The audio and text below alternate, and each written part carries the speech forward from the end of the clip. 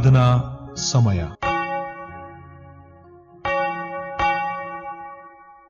ಪ್ರಾರ್ಥನೆ ಮಾಡೋಣ. ಪುನರುತ್ಥಿತ ಕರ್ತನಲ್ಲಿ ಪರಿಶುದ್ಧ ತಂದೆಯಾದ ದೇವರೇ, ನಿನ್ನ ಘನವುಳ್ಳ ನಾಮಕ್ಕೆ ಮಹಿಮೆ ಉಂಟಾಗಲಿ ಸ್ವಾಮಿ. ಈ ಮುಂಜಾನೆ ವೇಳೆಯಲ್ಲಿ ಅನುಗ್ರಹಿಸಿಕೊಟ್ಟಂತಹ ಈ ನಿನ್ನ ಅವಕಾಶಕ್ಕಾಗಿ ನಿನಗೆ ಕೃತಜ್ಞತೆಗಳು ದೇವರೇ. ನಿನ್ನನ್ನು ಆರಾಧಿಸಲು ಇನ್ನೊಂದಾವರ್ತಿ ನಿನ್ನನ್ನು ನೋಡಲು ಕೊಟ್ಟಂಥ ಕೃಪೆಗಾಗಿ ವಂದಿಸುತ್ತಾ ಈ ಪರಿಶುದ್ಧ ಆರಾಧನೆಯನ್ನು ನಿನ್ನ ಹಸ್ತಕ್ಕೆ ಒಪ್ಪಿಸಿಕೊಡುತ್ತೇವೆ ಸ್ವಾಮಿ. ವಾಕ್ಯವನ್ನು ಕೇಳುವಂತಹ, ಆರಾಧನೆಯಲ್ಲಿ ಪಾಲು ತೆಗೆದುಕೊಳ್ಳುವಂಥ ಎಲ್ಲ ನಿನ್ನ ಸದ್ಭಕ್ತ ಮಕ್ಕಳಿಗೆ ನಿನ್ನ ದೈವಿಕವಾದಂಥ ಪ್ರಸನ್ನತೆಯ ಅನುಭವವನ್ನು ಹೊಂದಿಕೊಳ್ಳಲಿಕ್ಕಾಗುವಂತೆ ನಿನ್ನ ಮಹಾಕೃಪೆಯನ್ನು ದಯಪಾಲಿಸಿಕೊಟ್ಟು ಮಹಿಮೆಯನ್ನು ಹೊಂದಬೇಕೆಂದು ಮರಕ್ಷಕನಾಗಿರುವ ಯೇಸು ಎನ್ನುವಂಥ ಜೀವವುಳ್ಳ ನಾಮದಲ್ಲಿ ಅತ್ಯಂತ ದೈನ್ಯದಿಂದ ಬೇಡಿ ಹೊಂದಿದ್ದೇವೆ. ಆಮೆನ್. ನಮ್ಮ ಈ ಪರಿಶುದ್ಧವಾದ ಆರಾಧನೆಯನ್ನು ಆರಂಭ ಮಾಡುವ ಹಾಗೆ ಆರಂಭದ ಸಂಗೀತವನ್ನು ಹಾಡಿಕೊಳ್ಳೋಣ.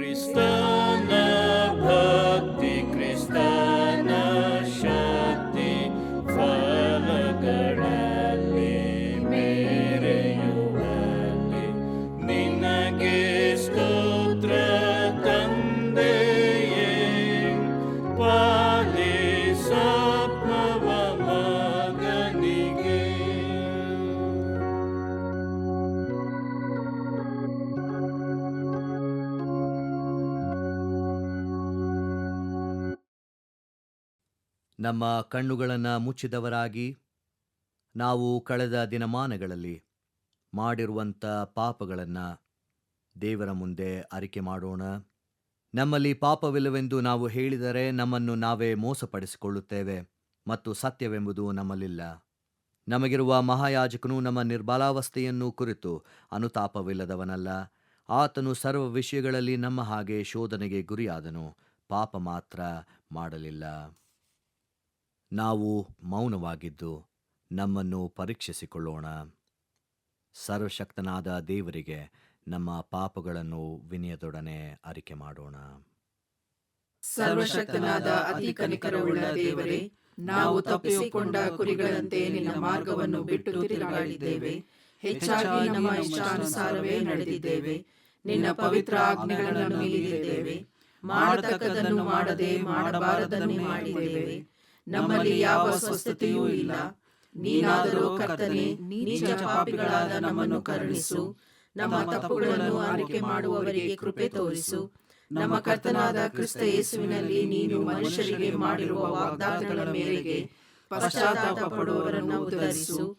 ಬಹು ಕನಿಕರವುಳ್ಳ ದೇವರೇ, ನಿನ್ನ ಪವಿತ್ರ ನಾಮಕ್ಕೆ ಮಹಿಮೆ ಉಂಟಾಗುವಂತೆ ನಾವು ಇನ್ನು ಮೇಲೆ ದೇವಭಕ್ತಿಯು, ನೀತಿಯು, ಸ್ವಸ್ಥಚಿತ್ತವೂ ಉಳ್ಳವರಾಗಿ ಜೀವಿಸುವ ಹಾಗೆ ಆತನ ನಿಮಿತ್ತ ಸಹಾಯ ದಯಪಾಲಿಸು. ಆಮೆನ್. ನಮ್ಮ ಪಾಪಗಳನ್ನು ಒಪ್ಪಿಕೊಂಡಂತ ನಾವು ನಮ್ಮ ದೇವರಿಂದ ಸಿಗುವಂಥ ಪಾಪ ಕ್ಷಮೆಯನ್ನು ಹೊಂದಿಕೊಳ್ಳೋಣ. ಸರ್ವಶಕ್ತನಾದ ಮಹಾಕರುಣೆಯುಳ್ಳ ಕರ್ತನು ನಮ್ಮ ಪಾಪಗಳನ್ನೆಲ್ಲ ಕ್ಷಮಿಸಿ ಪರಿಹರಿಸಿ ಬಾಳನ್ನು ತಿದ್ದುಕೊಳ್ಳುವುದಕ್ಕೆ ಸಮಯವನ್ನು ಪವಿತ್ರಾತ್ಮನಿಂದ ಆಗುವ ಸುಪ್ರೇರಣೆಯನ್ನು ಆದರಣೆಯನ್ನು ನಮಗೆ ದಯಪಾಲಿಸಲಿ. ಆಮೇನ್. ದೇವರನ್ನ ಸ್ತುತಿಸುವ ಹಾಗೆ ಸಂಕೀರ್ತನೆಯನ್ನ ಹಾಡಿಕೊಳ್ಳೋಣ.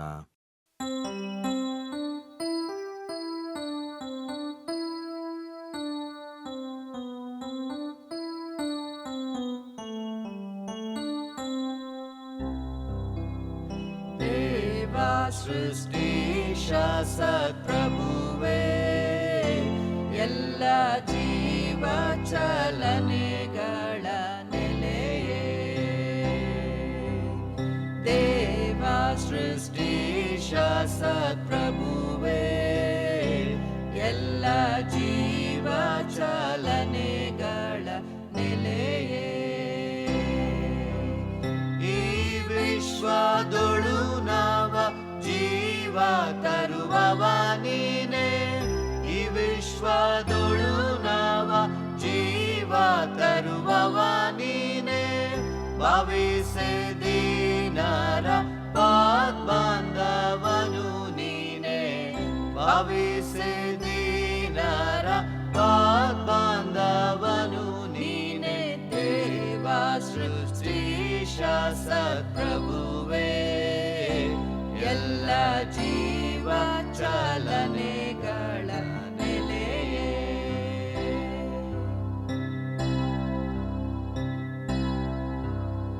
ಕಾಲಾತೀತ ನಿತ್ಯ ಪುರುಷ, ನಿನ್ನ ಪಾಲನೆಯೇ ನಮ್ಮ ಹರುಷ.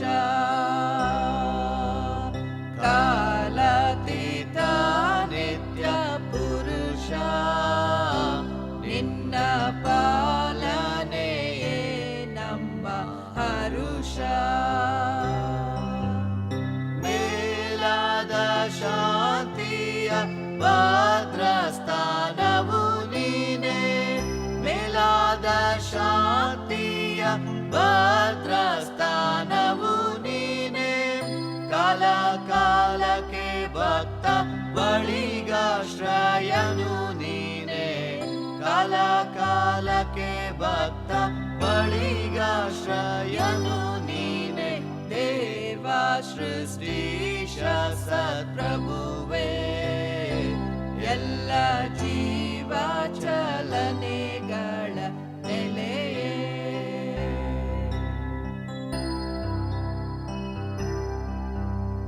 ಚಲಿಸುತ್ತ ನಿನಗಾಗಿ ದೇವಾ, ನಿನ್ನೊಳ್ ಸೆಲೆಮೆ ಶ್ರಮಿಸಿ ಬಾಳ್ವೆವೆಂದು.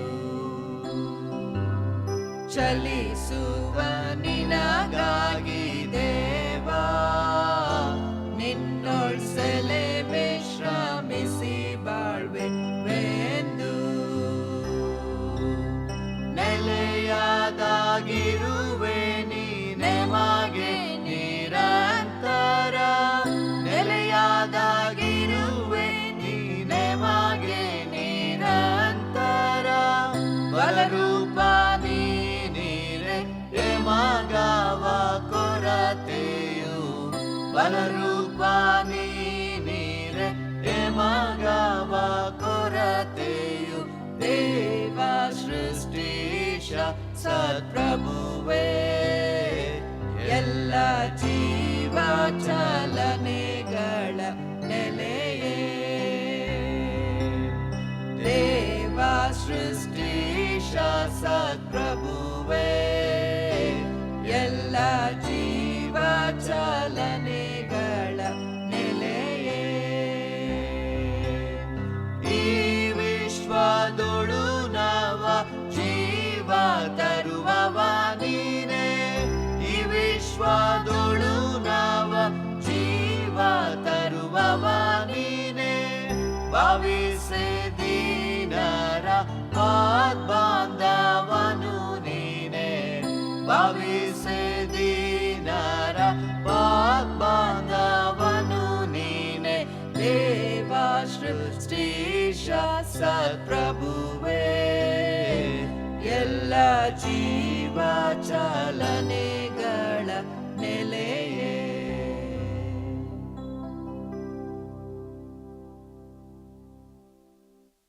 ದೇವರ ಪರಿಶುದ್ಧ ನಾಮಕ್ಕೆ ಸ್ತೋತ್ರವಾಗಲಿ.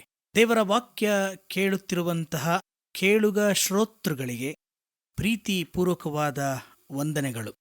ಈ ದಿನಕ್ಕೆ ನೇಮಕವಾದಂತಹ ಮುಖ್ಯ ಪ್ರಸ್ತಾಪ rereading the scripture with the risen Lord, ಪುನರುತ್ಥಿತ ಕರ್ತನೊಂದಿಗೆ ಧರ್ಮಶಾಸ್ತ್ರವನ್ನ ಮರು ಓದುವುದು ಎಂಬುದಾಗಿ ಅರ್ಥ ಬರುತ್ತದೆ.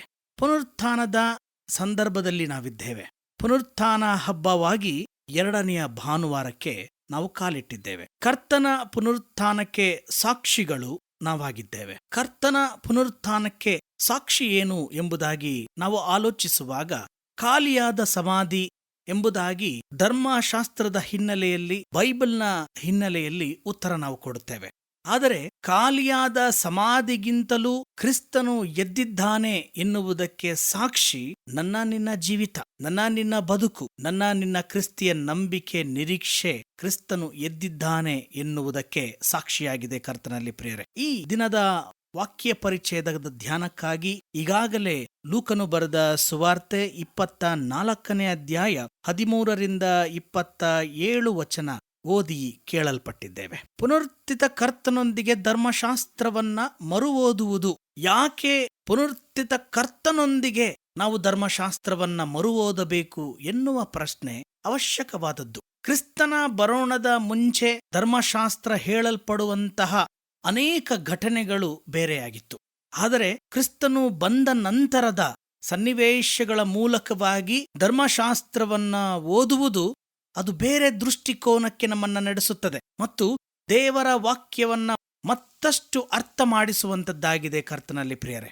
ಇಲ್ಲಿರುವಂತ ಮುಖ್ಯ ಸಂಗತಿ ಏನೆಂದರೆ, ಲೂಕನ ಸುವಾರ್ತೆ 24ನೇ ಅಧ್ಯಾಯ 27ನೇ ವಚನ ವಾಕ್ಯ ಹೇಳ್ತದೆ, ಮೋಶೆಯ ಮತ್ತು ಎಲ್ಲ ಪ್ರವಾದಿಗಳ ಗ್ರಂಥಗಳು ಮೊದಲುಗೊಂಡು ಸಮಸ್ತ ಗ್ರಂಥಗಳಲ್ಲಿ ತನ್ನ ವಿಷಯವಾಗಿರುವ ಸೂಚನೆಗಳನ್ನ ಅವರಿಗೆ ವಿವರಿಸಿದನು ಎಂಬುದಾಗಿ. ಇಲ್ಲಿಯ ತನಕ ತನ್ನ ಮರಣ ಮತ್ತು ಪುನರುತ್ಥಾನದ ವಿಚಾರಗಳಲ್ಲಿ 3 ಸಾರಿ ತನ್ನ ಶಿಷ್ಯರಿಗೆ ಯೇಸು ಮಾತನಾಡಿದ್ದರೂ ಕೂಡ, ತಿಳಿಸಿದ್ದರೂ ಕೂಡ ಶಿಷ್ಯರು ಅದನ್ನ ಅರಿಯಲಿಲ್ಲ. ಹಾಗಾದ್ರೆ ಯೇಸುವಿನ 3.5 ವರ್ಷಗಳ ಕಾಲದಲ್ಲಿ ನಡೆದಂತಹ ಸೌವಾರ್ತಿಕ ಸೇವೆಯಾಗಲಿ, ಅದ್ಭುತಗಳಾಗಲಿ, ತಾನು ಹೇಳಿದಂತಹ ದೇವರ ರಾಜ್ಯದ ಅಸ್ತಿತ್ವದ ಕುರಿತಾದಂತಹ ಬೋಧನೆಗಳಾಗಲಿ, ಇದೆಲ್ಲವುಗಳು ಶಿಷ್ಯರಿಗೆ ಏನೋ ಒಂದು ರೀತಿಯಲ್ಲಿ ಅರ್ಥವಾಗಿತ್ತು. ಆದರೆ ಈಗ ಅದಕ್ಕೆ ಒಂದು ತಳಹದಿ ಸಿಕ್ಕಂತಾಗಿದೆ.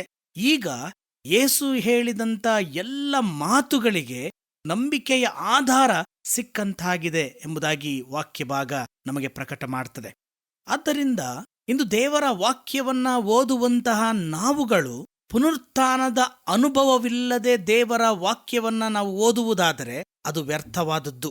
ಅದಕ್ಕೆ ಯಾವುದೇ ಅರ್ಥವಿಲ್ಲ. ಯಾವಾಗ ದೇವರ ದರ್ಶನವನ್ನ ಹೊಂದಿಕೊಂಡವರಾಗಿ ದೇವರ ವಾಕ್ಯವನ್ನ ಧ್ಯಾನ ಮಾಡುತ್ತೇವೋ ಆಗ ಅದರ ಅರ್ಥವೇ ಬೇರೆ, ಜೀವನದಲ್ಲಿ ನಡೆಯುವಂತಹ ಸ್ಥಿತಿಗತಿಗಳೇ ಬೇರೆ ಮತ್ತು ನಮ್ಮ ಬದುಕು ಸಶಕ್ತೀಕರಣವಾಗುವುದರಲ್ಲಿ ಯಾವುದೇ ಸಂದೇಹವಿಲ್ಲ ಕರ್ತನಲ್ಲಿ ಪ್ರಿಯರೇ. ಓದಿ ಕೇಳಿದಂತಹ ಭಾಗದಲ್ಲಿ 13ನೇ ವಚನ, ಅದೇ ದಿನದಲ್ಲಿ ಶಿಷ್ಯರಲ್ಲಿ ಇಬ್ಬರು. ಅದೇ ದಿನ ಎಂಬುದಾಗಿ ಹೇಳುವಾಗ ಪುನರುತ್ಥಾನದ ದಿವಸ ಶಿಷ್ಯರಲ್ಲಿ ಇಬ್ಬರು 6.5 ಮೈಲು ದೂರದಲ್ಲಿದ್ದ ಎಮ್ಮಾಹು ಎಂಬ ಹಳ್ಳಿಗೆ ಹೋಗುತ್ತಾ. ವಾಕ್ಯ ಬಹಳ ಸ್ಪಷ್ಟ, 6.5 ಮೈಲು ಎಂಬುದಾಗಿ ಬರೆಯಲ್ಪಟ್ಟಿದೆ. ಈ 6.5 ಮೈಲು ಎಂಬತಕ್ಕಂಥದ್ದು ಅಪರಿಪೂರ್ಣತೆಯನ್ನ ಸೂಚಿಸುವಂತದ್ದಾಗಿದೆ. ಇಲ್ಲಿ ಬೈಬಲ್ನ ಪ್ರಕಾರವಾಗಿ 7 ಎನ್ನುವಂತಹ ಸಂಖ್ಯೆ ಪರಿಪೂರ್ಣವಾದಂತಹ ಸಂಖ್ಯೆಯಾಗಿದೆ ಮತ್ತು ದೇವರ ಸೃಷ್ಟಿಯ ಪರಿಪೂರ್ಣತೆಯನ್ನ ಸೂಚಿಸುವಂತದ್ದಾಗಿದೆ. ಅದರಿಂದ 6.5 ಮೈಲು ಅಂತರ ಎಂಬತಕ್ಕಂಥದ್ದು ಯೇಸುವನ್ನ ಪರಿಪೂರ್ಣವಾಗಿ ತಿಳಿಯುವುದಕ್ಕೆ ಸ್ವಲ್ಪವೇ ಅಂತರದಲ್ಲಿದ್ದಾರೆ, ಇನ್ನೊಂದರ್ಥದಲ್ಲಿ ಅಪರಿಪೂರ್ಣರಾಗಿದ್ದಾರೆ ಎಂದು ಕೂಡ ಹೇಳಬಹುದು. ಯಾವಾಗ ಕರ್ತನ ಪುನರುತ್ಥಾನದ ಅನುಭವ, ಪುನರುತ್ಥಿತ ಕರ್ತನ ದರ್ಶನ ಅವರನ್ನ ಪರಿಪೂರ್ಣರನ್ನಾಗಿಸುತ್ತದೆ, ಅವರನ್ನ ಪರಿಪೂರ್ಣತೆಯ ಶಿಷ್ಯತ್ವಕ್ಕೆ ನಡೆಸುವಂತದ್ದಾಗಿದೆ ಪ್ರಿಯರೇ. ಹಾಗಾದ್ರೆ ಪುನರುತ್ಥಿತ ದರ್ಶನವಿಲ್ಲದೆ ಶಿಷ್ಯರ ಅನುಭವ ಅಪರಿಪೂರ್ಣ. ನಿಜವಾಗಿ ಹಾಗಿದ್ರೆ ಯೇಸುವಿನ ಶಿಷ್ಯರೊಟ್ಟಿಗೆ ಕೂಡಿಕೊಂಡು ಈ ಇಬ್ಬರು ಶಿಷ್ಯರು ಉಳಿದ 9 ಮಂದಿಯೊಂದಿಗೆ ಸೇರಿ ಅವರನ್ನ ಧೈರ್ಯಪಡಿಸಬೇಕಾಗಿತ್ತು. ಅವರೊಟ್ಟಿಗೆ ಐಕ್ಯತೆಯಿಂದ ಬದುಕಿ ಏನೇ ಸಂಭವಿಸಿದರೂ ಒಟ್ಟಿಗೆ ಎದುರಿಸೋಣ ಎನ್ನುವಂತಹ ಧೈರ್ಯವಿರಬೇಕಾಗಿತ್ತು. ಆದರೆ ಪುನರುತ್ಥಾನದ ದರ್ಶನವಿಲ್ಲದೆ ಶಿಷ್ಯತ್ವ ಅಶಕ್ತರಾಗಿದ್ದಾರೆ, ಭಯಭೀತಿಯಲ್ಲಿದ್ದಾರೆ ಎನ್ನುವಂಥದ್ದು ಸ್ಪಷ್ಟವಾಗಿ ಕಾಣುವಂತಹ ವಿಚಾರವಾಗಿದೆ ಪ್ರಿಯರೇ. ವಾಕ್ಯ ಹೇಳ್ತದೆ, ಯೇಸು ಅವರೊಟ್ಟಿಗೆ ಪ್ರಯಾಣ ಮಾಡುತ್ತಿದ್ದಾನೆ, ಯೇಸು ಅವರೊಟ್ಟಿಗೆ ಹೆಜ್ಜೆ ಹಾಕುತ್ತಿದ್ದಾನೆ. ಆದಾಗ್ಯೂ ಆತನ ಸ್ವರ ಕೇಳಿಸುತ್ತಿಲ್ಲ. ಇವತ್ತು ಆತನ ಸ್ವರವನ್ನ ಗುರುತಿಸಲು ಅಸಾಧ್ಯವಾಗುತ್ತಿದೆ. ಇವತ್ತು ನಮಗೂ ಕೂಡ ಅಷ್ಟೆ. ಪುನರುತ್ಥಾನದ ಅನುಭವ ಮತ್ತು ದರ್ಶನವಿಲ್ಲದೆ ದೇವರ ವಾಕ್ಯವನ್ನ ಕೇಳಿದಾಗ್ಯೂ ಯೇಸುವಿನ ಸ್ವರ ಇದೆ ಎಂಬುದಾಗಿ ಗುರುತಿಸಲು ನಮಗೆ ಸಾಧ್ಯವಿಲ್ಲ. ನಾವು ಒಂದು ವೇಳೆ ಪುನರುತ್ಥಾನದ ಕ್ರಿಸ್ತನನ್ನ ಮುಟ್ಟುವಾಗ, ಆತನ ದರ್ಶನ ಉಂಟಾಗುವಾಗ ಯೇಸುವಿನ ಮಾತನ್ನ, ದೇವರ ವಾಕ್ಯವನ್ನ ನಾವು ಕೇಳಿ ಅದಕ್ಕೆ ಪ್ರತಿಸ್ಪಂದನೆಯನ್ನ ನೀಡುವಂಥವರಾಗಿದ್ದೇವೆ. ಯಾವಾಗ ಪುನರುತ್ಥಾನದ ಕ್ರಿಸ್ತನ ದರ್ಶನ ಉಂಟಾಗುತ್ತದೆ, ಆಗ ದೇವರ ಮಾತನ್ನ ಪರಿಪೂರ್ಣವಾಗಿ ಅರ್ಥ ಮಾಡಿಕೊಳ್ಳುವಂತೆ ಅದು ಸಹಾಯ ಮಾಡುವಂಥದ್ದಾಗಿದೆ. ಈ ಇಬ್ಬರು ಶಿಷ್ಯರಿಗೆ ಮಾತ್ರವಲ್ಲ, ಪೇತ್ರನಿಗೆ, ನಂಬದಂತಹ ತೋಮನಿಗೆ ಯೇಸುವಿನ ಪುನರುತ್ಥಾನದ ದರ್ಶನದಿಂದ ದೇವರ ಮಾತನ್ನ ಪರಿಪೂರ್ಣವಾಗಿ ಅರ್ಥ ಮಾಡಿಕೊಳ್ಳುತ್ತಾರೆ. ಹಾಗಾದ್ರೆ ಇಲ್ಲಿಯವರೆಗೂ 3 ಸಾರಿ ಯೇಸು ತನ್ನ ಮರಣ, ಶ್ರಮ ಮತ್ತು ಪುನರುತ್ಥಾನದ ಬಗ್ಗೆ ಪ್ರಕಟ ಮಾಡಿದಾಗ್ಯೂ ಕೂಡ ಅದು ಶಿಷ್ಯರಿಗೆ ಅಪರಿಪೂರ್ಣ ಮತ್ತು ಅರ್ಥವಾಗಲಿಲ್ಲ. ಈಗ ಯೇಸುವಿನ ಉತ್ಥಾನದ ಅನುಭವ, ಹೇಳಿದ ವಾಕ್ಯ ಪರಿಪೂರ್ಣವಾಗಿ ಅರ್ಥವಾಗುತ್ತಿದೆ. ಕರ್ತನಲ್ಲಿ ಪ್ರೀತಿಯುಳ್ಳ ದೇವ ಜನರೇ, ಯೇಸು ಸತ್ತು ಸಮಾಧಿಯಲ್ಲಿಡಲ್ಪಟ್ಟಾಗ ಶಿಷ್ಯರ ಮನಸ್ಥಿತಿಯನ್ನ ನೋಡುವಾಗ ಭಯ ತುಂಬಿತ್ತು. ಅವರಿಗೆ ಸಾಮಾಜಿಕ ರಾಜಕೀಯ ಭಯ. ಯೇಸುವಿನ ನಿಮಿತ್ತವಾಗಿ ನಮ್ಮನ್ನು ಮರಣದಂಡನೆಗೆ ಒಳಪಡಿಸುತ್ತಾರೆ ಎನ್ನುವಂಥ ಪ್ರಾಣ ಭಯ. ಯಾವಾಗ ಕರ್ತನ ಪುನರುತ್ಥಾನದ ದರ್ಶನ ಉಂಟಾಗ್ತದೆ, ದೇವರ ವಾಕ್ಯವನ್ನ ಸಂಪೂರ್ಣವಾಗಿ ನಂಬುವವರಾಗ್ತಾರೆ ಮತ್ತು ದೇವರ ವಾಕ್ಯಕ್ಕೆ ಸಾಕ್ಷಿ ಕೊಟ್ಟು ದೇವರ ವಾಕ್ಯದ ಸೇವೆಯನ್ನ ಅವರು ಮಾಡುವಂತವರಾಗಿದ್ದಾರೆ. ಇದಕ್ಕೆ ಪ್ರತಿಕ್ರಿಯೆಯಾಗಿ ಅಪೊಸ್ತಲರ ಕೃತ್ಯಗಳು 4ನೇ ಅಧ್ಯಾಯ, ಅದರಲ್ಲಿ ಬರುವಂತ ಒಂದು ಸಂದರ್ಭ, ಯೇಸುವಿನ ಸುವಾರ್ತೆಯನ್ನ ಸಾರುತ್ತಿದ್ದಂಥ ಶಿಷ್ಯರನ್ನ ಕುರಿತು ಬೆದರಿಸ್ತಾರೆ. ಇನ್ನು ಮುಂದೆ ನೀವು ಯೇಸುವಿನ ಹೆಸರನ್ನ ಎತ್ತಿ ಮಾತನಾಡಬಾರದು, ಸುವಾರ್ತೆ ಸಾರಬಾರದು ಎನ್ನುವಂತ ಡೆತ್ ವಾರ್ನಿಂಗ್ ಕೊಟ್ಟಾಗ್ಯೂ ಕೂಡ ಶಿಷ್ಯರು ಹೇಳುವಂತಹ ಮಾತು 18ನೇ ವಚನ ಓದುವಾಗ, ಆ ಯೇಸುವಿನ ಹೆಸರನ್ನ ಎತ್ತಿ ಹೇಗೂ ಮಾತಾಡಬಾರದು, ಉಪದೇಶ ಮಾಡಲೂಬಾರದು ಎಂದು ಅವರಿಗೆ ಖಂಡಿತವಾಗಿ ಅಪ್ಪಣೆ ಕೊಟ್ಟರು, ಕಮಾಂಡ್ ಮಾಡಿದ್ರು. ಆದರೆ ಶಿಷ್ಯರ ಪ್ರತಿಕ್ರಿಯೆಯನ್ನ ನೋಡ್ರಿ, ವಾಕ್ಯ ಹೇಳ್ತದೆ 19ನೇ ವಚನ, ಅದಕ್ಕೆ ಪೇತ್ರ ಯೋಹಾನರು ಅವರಿಗೆ, ದೇವರ ಮಾತನ್ನ ಕೇಳುವುದಕ್ಕಿಂತಲೂ ನಿಮ್ಮ ಮಾತನ್ನ ಕೇಳುವುದು ದೇವರ ಮುಂದೆ ನ್ಯಾಯವೋ ಏನೋ, ನೀವೇ ತೀರ್ಪು ಮಾಡಿಕೊಳ್ಳಿರಿ. ನಾವಂತೂ ಕಂಡು ಕೇಳಿದ್ದನ್ನು ಹೇಳದೆ ಇರಲಾರೆವು ಎಂದು ಉತ್ತರ ಕೊಟ್ಟರು. ಕರ್ತನಲ್ಲಿ ಪ್ರಿಯರೇ, ಯೇಸುವಿನ ನಿಮಿತ್ತವಾಗಿ ಮರಣದಂಡನೆಗೆ ಭಯಪಡುತ್ತಿದ್ದಂಥ ಶಿಷ್ಯರು, ಭಯದಿಂದ ತಮ್ಮ ಮನೆಯ ಬಾಗಿಲನ್ನ ಮುಚ್ಚಿದ್ದಂತಹ ಶಿಷ್ಯರು, ಈಗ ನಿಮಗೆ ಮರಣದಂಡನೆ ವಿಧಿಸುತ್ತೇವೆ ಎನ್ನುವಂತಹ ಡೆತ್ ವಾರ್ನಿಂಗಿಗೂ ಕೂಡ ಹೆದರದೆ ದೇವರ ಮಾತನ್ನ ನಾವು ಕೇಳದೆ ಬಿಡುವುದಿಲ್ಲ. Rereading the scripture with the risen Lord, ಪುನರುತ್ಥಿತ ಕರ್ತನೊಂದಿಗೆ ದೇವರ ವಾಕ್ಯವನ್ನ ಅವರು ಮರು ಓದಿದಾಗ ಸಶಕ್ತೀಕರಣಗೊಂಡರು. ಸಮಾಜದಲ್ಲಿ ಎಲ್ಲ ಸನ್ನಿವೇಶಗಳನ್ನ ಧೈರ್ಯದಿಂದ ಎದುರಿಸಿದಂತಹ ಘಟನೆ ನಮ್ಮ ಕಣ್ಣು ಮುಂದಿದೆ. ಕರ್ತನಲ್ಲಿ ಪ್ರಿಯರೇ, ಒಂದು ಸಾರಿ ಆಫ್ರಿಕಾದಲ್ಲಿ ಒಬ್ಬ ಮುಸ್ಲಿಂ ಸಹೋದರರು ಕ್ರಿಸ್ತನನ್ನ ನಂಬಿ ರಕ್ಷಣೆಯನ್ನ ಹೊಂದಿದರು. ಆ ಮುಸ್ಲಿಂ ಸಹೋದರರನ್ನ ಅನೇಕ ಮುಸ್ಲಿಂ ಬಾಂಧವರು ಪ್ರಶ್ನೆ ಕೇಳುತ್ತಾರೆ, ನೀನು ಜಗತ್ತಿನಲ್ಲಿ ಅನೇಕ ಧರ್ಮಗಳಿದೆ, ಜಾತಿಗಳಿದೆ, ಆದಾಗ್ಯೂ ಕೂಡ ಯಾಕೆ ಕ್ರಿಶ್ಚಿಯನ್ ಧರ್ಮವನ್ನೇ ನೀನು ಆಯ್ಕೆ ಮಾಡಿಕೊಂಡೆ ಎಂಬತಕ್ಕಂತಹ ಮುಸ್ಲಿಂ ಬಾಂಧವರ ಪ್ರಶ್ನೆಗೆ ಈ ಕ್ರಿಸ್ತನಲ್ಲಿ ನಂಬಿಕೆ ಇಟ್ಟು ಮಾನಸಾಂತರದಿಂದ ರಕ್ಷಣೆ ಹೊಂದಿದ್ದ ಮುಸ್ಲಿಂ ಸಹೋದರ ಕೊಡುವಂತ ಉತ್ತರ ಇದಾಗಿತ್ತು. ಅದು ಹೀಗಿತ್ತು, ನಾನು ಒಂದು ಸಾರಿ ಒಂದು ದಾರಿಯಲ್ಲಿ ನಡೆದುಕೊಂಡು ಹೋಗುತ್ತಾ ಇದ್ದೆ. ಆ ದಾರಿ ಮುಕ್ತಾಯಗೊಳ್ಳುವಾಗ ಕವಲು ದಾರಿಯಾಗಿ 2 ದಾರಿಗಳು ಆಯಿತು. ಆ 2 ದಾರಿಗಳಲ್ಲಿ ನಾನು ಯಾವ ದಾರಿಗೆ ಹೋಗಬೇಕೆಂದು ನನಗೆ ವಿಳಾಸ ಗೊತ್ತಿರಲಿಲ್ಲ. ಆ 2 ದಾರಿಗಳ ಪ್ರಾರಂಭದಲ್ಲಿ 2 ವ್ಯಕ್ತಿಗಳು ಮಲಗಿದ್ದರು.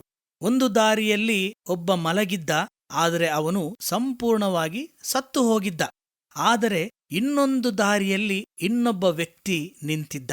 ಹಾಗಾದ್ರೆ ನಾನು ಸತ್ತವನನ್ನ ದಾರಿ ಕೇಳಬೇಕೋ ಅಥವಾ ಬದುಕಿ ಎದ್ದಂತಹ ಅಥವಾ ಬದುಕಿ ನಿಂತಿದ್ದಂತಹ ವ್ಯಕ್ತಿಯನ್ನ ದಾರಿ ಕೇಳಬೇಕೋ, ನೀವೇ ಉತ್ತರ ಹೇಳಿರಿ ಎಂಬುದಾಗಿ ಹೇಳುವಾಗ ಆ ಇಸ್ಲಾಂ ಸಹೋದರರು, ಹೌದು, ಸಾಮಾನ್ಯವಾಗಿ ಬದುಕಿರುವವರನ್ನೇ ನಾವು ದಾರಿ ಕೇಳಬೇಕು ಎಂಬುದಾಗಿ ಉತ್ತರಿಸಿದರು.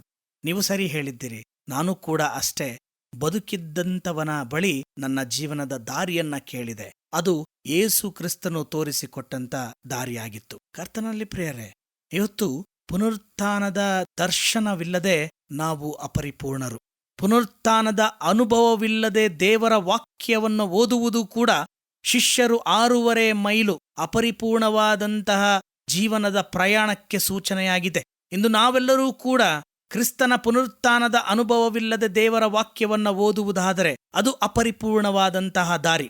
ಈ ನಿಟ್ಟಿನಲ್ಲಿ ಕರ್ತನ ವಾಕ್ಯ, ಪುನರುತ್ಥಿತ ಕ್ರಿಸ್ತನ ದರ್ಶನ ಸೌಭಾಗ್ಯದೊಂದಿಗೆ ದೇವರ ವಾಕ್ಯವನ್ನ ಮರು ಓದುವಾಗ ನಮಗೆ ಕರ್ತನ ದರ್ಶನವಾಗ್ತದೆ. ಕರ್ತನು ತಾನೇ ನಮಗೆ ಪರಿಪೂರ್ಣವಾದಂಥ ದಾರಿಯಲ್ಲಿ ನಡೆಸುತ್ತಾನೆ.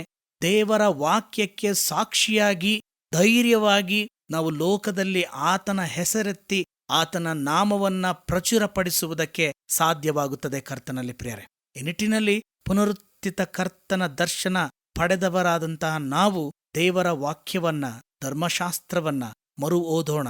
ಆಗ ದೇವರ ವಾಕ್ಯ ಮತ್ತಷ್ಟು ನಮಗೆ ಹತ್ತರವಾಗುತ್ತದೆ, ಮತ್ತಷ್ಟು ನಮ್ಮನ್ನ ಪರಿಪೂರ್ಣತೆಯ ಜೀವಿತದ ಕಡೆಗೆ ನಡೆಸುತ್ತದೆ. ಮತ್ತು ನಮ್ಮನ್ನು ಮಾತ್ರವಲ್ಲ, ನಮ್ಮ ಜೊತೆ ಇರುವಂತಹ ನಮ್ಮ ಸಮುದಾಯವನ್ನು ಕೂಡ ಪರಿಪೂರ್ಣವಾದಂತಹ ಮಾರ್ಗಕ್ಕೆ ಕೊಂಡೊಯ್ಯಲು ಪುನರುತ್ಥಿತ ಕರ್ತನ ದರ್ಶನ ನಮ್ಮನ್ನ ಸಶಕ್ತೀಕರಣಗೊಳಿಸುವಂಥದ್ದಾಗಿದೆ. ಈ ನಿಟ್ಟಿನಲ್ಲಿ ದೇವರ ವಾಕ್ಯ ನಮ್ಮನ್ನ ಆವರಿಸಲಿ, ನಮ್ಮನ್ನ ಸಂಧಿಸಲಿ, ನಮ್ಮನ್ನ ಸ್ಪರ್ಶಿಸಲಿ. ದೇವರ ವಾಕ್ಯವಿದು. ಆಮೇನ್. ದೇವರ ವಾಕ್ಯ ಸಂದೇಶವನ್ನು ಕೇಳಿದಂಥ ನಾವು ನಮ್ಮ ನಂಬಿಕೆಯನ್ನು ದೃಢಪಡಿಸಿಕೊಳ್ಳುವ ಹಾಗೆ ಅಪೋಸ್ತಲರ ವಿಶ್ವಾಸ ಸೂತ್ರವನ್ನು ಏಕ ಮನಸ್ಸಿನಿಂದ ಒಟ್ಟಾಗಿ ಅರಿಕೆ ಮಾಡೋಣ.